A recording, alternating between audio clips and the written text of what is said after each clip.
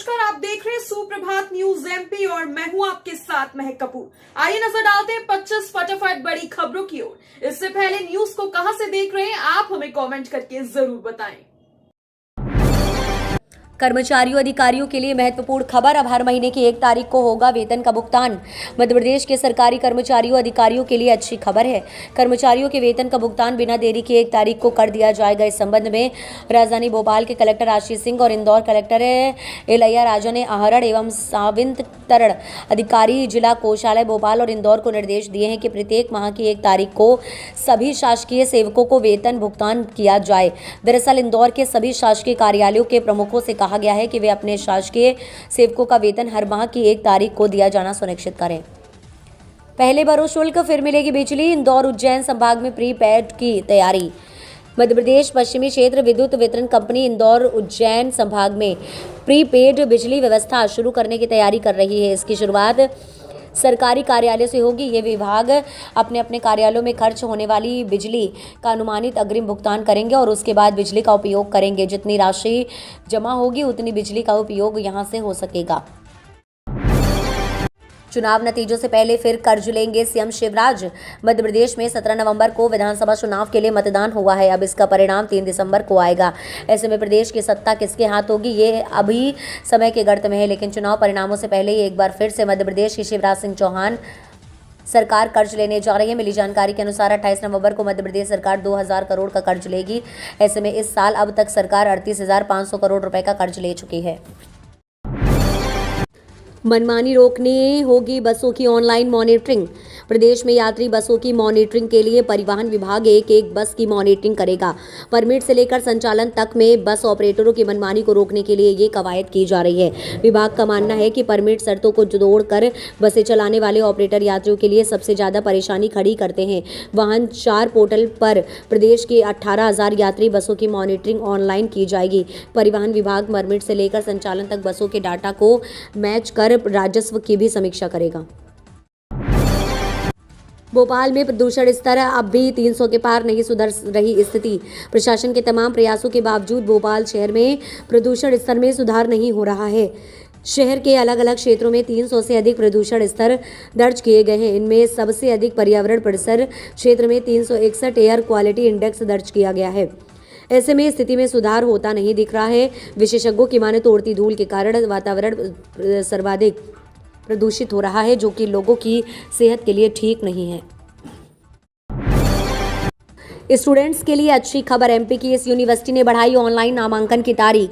मध्य प्रदेश की विभिन्न यूनिवर्सिटी में नए शैक्षणिक सत्र के लिए विभिन्न पाठ्यक्रमों में प्रवेश की प्रक्रिया जारी है। एडमिशन के लिए नॉमिनेशन की प्रक्रिया जारी है। इसी बीच राजधानी भोपाल स्थित बरकतुल्लाह विश्वविद्यालय ने एक आदेश जारी किया है जो बहुत से स्टूडेंट्स के लिए राहत देने वाला है। दरअसल भोपाल के बरकतुल्लाह विश्वविद्यालय ने एनसीटीई डीटीई पाठ्यक्रम के लिए ऑनलाइन नॉमिनेशन के लिए तारीखों में बदलाव करते हुए इसे बढ़ा दिया है। यूनिवर्सिटी ने इसके लिए अधिसूचना भी जारी कर दी है। छात्र 30 नवंबर तक आवेदन कर सकते हैं। एमपी में भाजपा प्रदेश मीडिया सेंटर में दिव्यांगजन सुनेंगे प्रधानमंत्री के मन की बात। प्रधानमंत्री नरेंद्र मोदी के रेडियो कार्यक्रम मन की बात का 107वां संस्करण आज रविवार को प्रसारित होगा। प्रधानमंत्री के इस कार्यक्रम को प्रदेश भर में पार्टी नेता, पदाधिकारी, कार्यकर्ता और विभिन्न सामाजिक संगठन सुनेंगे। भारतीय जनता पार्टी के प्रदेश मीडिया सेंटर में दिव्यांगजन भी पार्टी नेताओं के साथ मन की बात कार्यक्रम सुनेंगे। कार्यक्रम को लेकर भाजपा प्रदेश मीडिया प्रभारी में तैयारियां की गई हैं। मीडिया सेंटर में प्रधानमंत्री मोदी रेडियो कार्यक्रम को बड़ी एलईडी स्क्रीन पर सुना व देखा जा सकता है। लोकसभा चुनाव की तैयारी में जुटेगी भाजपा। कांग्रेस की इकलौती सीट छिंदवाड़ा पर विशेष नजर।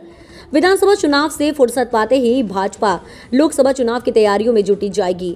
संगठन स्तर पर एक बार फिर बुथ को मजबूत करने के लिए अभियान चलाया जाएगा। पार्टी नेताओं का मानना है कि मध्य प्रदेश में शहरी क्षेत्रों में हुआ कम मतदान बूथ स्तर के कामकाज में सुधार की आवश्यकता बता रहा है। पार्टी अगले 4 महीने बूथ और शक्ति केंद्र को मजबूत बनाने पर ध्यान देगी। संगठन का विचार है कि लोकसभा चुनाव में बाहरी राज्य से कार्यकर्ता नहीं आ पाएंगे। ऐसे में 50% वोट शेयर प्राप्त करना स्थानीय कार्यकर्ताओं की ही जिम्मेदारी होगी। भोपाल मंडल में ब्लॉक के कारण 13 दिन निरस्त रहेगी इंदौर सिवनी एक्सप्रेस। पश्चिमी मध्य रेलवे भोपाल मंडल के बुधनी बरखेड़ा खंड में तीसरी लाइन को जोड़ा जाना है। इसके लिए ब्लॉक लिया गया है। इस कारण रतलाम मंडल से आरंभ होने वाली और गुजरने वाली 14 ट्रेनें निरस्त रहेंगी और 12 ट्रेनें परिवर्तित मार्ग से चलेंगी। इंदौर से चलने वाली 3 जोड़ी ट्रेनें भी प्रभावित हो रही हैं। इससे पहले भी इस खंड में कार्य के लिए ब्लॉक लिया गया था, लेकिन दूसरे दिन ही स्थगित कर दिया गया। प्रदेश के 50 से अधिक निजी स्कूलों की मान्यता लंबित होने पर स्वतः निरस्त मानी जाएगी। प्रदेश के 50 से अधिक निजी स्कूलों की मान्यता अधर में लटक गई है। इन स्कूलों ने पोर्टल पर पूरी जानकारी अपडेट नहीं की है। सत्र 2023-24 की मान्यता प्रक्रिया में जिन स्कूलों द्वारा मान्यता के लिए आवेदन किया था, अगर उनकी मान्यता जारी न होकर किसी भी स्तर पर लंबित है तो उन स्कूलों की मान्यता आवेदन स्वतः ही निरस्त माना जाएगा। इस संबंध में राज्य शिक्षा केंद्र ने दिशा निर्देश जारी कर दिए हैं। आदेश में निर्देशित किया गया है कि कलेक्टर के समक्ष मान्यता के लिए लंबित प्रकरण वाले स्कूल 30 नवंबर तक विशेष विलंब शुल्क की राशि पोर्टल के माध्यम से जमा कराते हुए अगले सत्र के लिए मान्यता के लिए आवेदन कर सकते हैं। नई संविदा नीति के आधार पर अभ्यर्थियों ने आयु सीमा में छूट मांगी। मध्य प्रदेश लोक सेवा आयोग ने राज्य सेवा प्रारंभिक परीक्षा 2023 के आवेदन जमा करने की लिंक एक बार फिर खोल दी है। चुनिंदा अभ्यर्थियों के आवेदन जमा हो सके, इसके लिए लिंक खोली गई है। इनकी संख्या 10 से भी कम है। दरअसल प्रदेश सरकार ने विधानसभा चुनाव घोषित होने से ठीक पहले नई संविदा नीति घोषित की थी। उसी को आधार बनाकर कुछ अभ्यर्थियों ने पीएससीसी परीक्षा में भी आयु सीमा में छूट मांग ली है। कोर्ट ने अंतरिम राहत तो दी, पीएससीसी को लिंक फिर से खोलनी पड़ी। कूनो पार्क में मिले बाघ के पदचिह्न, चीतों को लेकर बड़ी चिंता, जंगल में की जा रही सर्चिंग। कूनो नेशनल पार्क में चीतों की सुरक्षा को लेकर एक नई चिंता सामने आई है। जहां बाड़ों के आसपास एक बाघ के पदचिह्न मिले हैं। एक वीडियो भी इंटरनेट मीडिया में बहु प्रसारित हो रहा है, जिसमें एक 4 पहिया वाहन के आगे बाघ दिखाई दे रहा है। इस वीडियो को कूनो नेशनल पार्क का बताया जा रहा है। हालांकि कूनो नेशनल पार्क के अधिकारी इसकी पुष्टि नहीं कर रहे हैं। अलबत्ता जंगल में सर्चिंग तेज कर दी गई है। शहर में लगा fast charging station. Shivpuri link road पर स्थित टाटा के शोरूम पर फास्ट चार्जिंग स्टेशन बनाया गया है, जिस पर 45 मिनट में कार की बैटरी चार्ज हो जाती है। एक बार चार्ज होने पर 450 किलोमीटर तक का सफर तय किया जा सकता है। ये स्टेशन टाटा के अलावा अन्य सेगमेंट व कंपनी के वाहनों के लिए भी उपयोगी साबित हो रहा है। एक बार चार्ज करने में करीब 6 से 10 यूनिट बिजली की खपत होती है, जिस पर करीब 50 से 100 रुपये का खर्चा आता है। भोपाल में मतगणना के लिए बढ़ाई जाएगी टेबलों की संख्या, जल्द आएंगे चुनाव परिणाम। जिला निर्वाचन कार्यालय द्वारा 7 विधानसभा क्षेत्रों में 17 नवंबर को हुए मतदान के बाद 3 दिसंबर को होने वाली मतगणना के लिए जिला जेल में तैयारियां की जा रही है। यहीं पर बनाए गए स्ट्रांग रूम में डाक मतपत्र की पेटियां और 2049 ईवीएम रखी हुई हैं, जिनके लिए 3 स्तर की सुरक्षा व्यवस्था लगाई गई है। वहीं जिला निर्वाचन अधिकारी एवं कलेक्टर आशीष सिंह द्वारा शुक्रवार को मतगणना स्थल का निरीक्षण किया। इस दौरान उन्होंने मतगणना के लिए टेबल बढ़ाने का प्रस्ताव तैयार कराया है। सीएनजी बसों में 800 रुपये के पास धारकों से नहीं थम रही बदसलूकी। बीएसएलएल के सीएनजी बसों में 800 रुपये के स्मार्ट पास लेकर सफर करने वाले यात्रियों के साथ कंडक्टरों द्वारा की जा रही बदसलूकी थमने का नाम नहीं ले रही। बस ऑपरेटर्स को बीसीएलएल द्वारा चेतावनी देने और बसों में नोटिस चस्पा करने से 1-2 हफ्ते तक स्थिति ठीक रही, लेकिन अब फिर से 800 रुपये वाले स्मार्ट पास धारक यात्रियों को बसों में चढ़ने से रोकने के साथ ही बीच रास्ते में उतारा जा रहा है। इंदौर के पश्चिमी रिंग रोड को लेकर किसानों का विरोध, बाजार मूल्य से 4 गुना मुआवजे की मांग। इंदौर में यातायात की सुविधा के लिए पश्चिमी रिंग रोड का निर्माण किया जाना है। ये सड़क पीथमपुर के आगे एबी रोड से शुरू होकर धार रोड, उज्जैन रोड क्रॉस कर शिप्रा के पास एबी रोड से मिलेगी। राष्ट्रीय राजमार्ग प्राधिकरण द्वारा इसका निर्माण किया जाना है। इसके लिए जमीन अधिग्रहण की प्रक्रिया शुरू करने के लिए प्रशासन ने तैयारी शुरू की है। इसको लेकर अभी से किसानों ने विरोध शुरू कर दिया है। किसानों का कहना है कि कई स्थानों पर जमीन का बाजार मूल्य अधिक है, जबकि मुआवजा कम मिल रहा है। मध्य प्रदेश के विद्यार्थी आईआईटी दिल्ली से प्राप्त कर सकेंगे तकनीकी शिक्षा। मध्य प्रदेश के विद्यार्थी अब आईआईटी दिल्ली से तकनीकी शिक्षा प्राप्त कर सकेंगे। इसके लिए आईआईटी दिल्ली द्वारा तकनीकी शिक्षा, कौशल विकास एवं रोजगार विभाग के साथ साथ मध्य प्रदेश में artificial intelligence, internet of things, blockchain technology एवं कंप्यूटर विजन के क्षेत्र में सेंटर ऑफ एक्सीलेंस स्थापित किए गए हैं। इसमें प्रदेश के विद्यार्थियों को प्रशिक्षण दिया जाएगा। प्रदेश के विद्यार्थियों को प्रत्येक पाठ्यक्रम के लिए 1000 रुपये प्रवेश शुल्क के रूप में जमा करने होंगे, जो प्रशिक्षण पूर्ण करने पर विद्यार्थी को वापस कर दिए जाएंगे। रतलाम डाक मतपत्रों की गिनती के आधे घंटे बाद खुलेगी ईवीएम।